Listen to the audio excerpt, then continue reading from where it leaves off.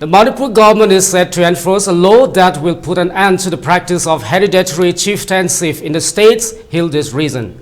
This information was shared by the BJP MLA Rajkumar Imo Singh on Twitter, a platform formerly known as the Twitter. The move is seen as an attempt to bring about equality and democratic governance in this area.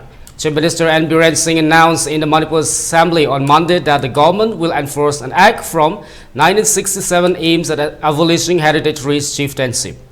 The act, which received presidential assent in June 1967, has not yet been implemented, allowing chieftains to continue establishing villages based on the hereditary practices.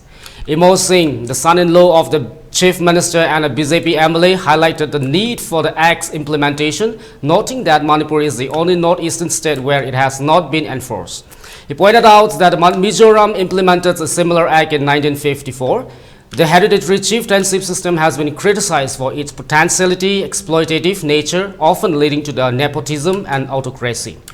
Manipur, which is border Myanmar, is still experiencing unrest 10 months after violent clashes erupted between the Hills majority Kuki-Cho tribes and the Valley majority Meiteis over land, resources, political representation, and affirmative action policies.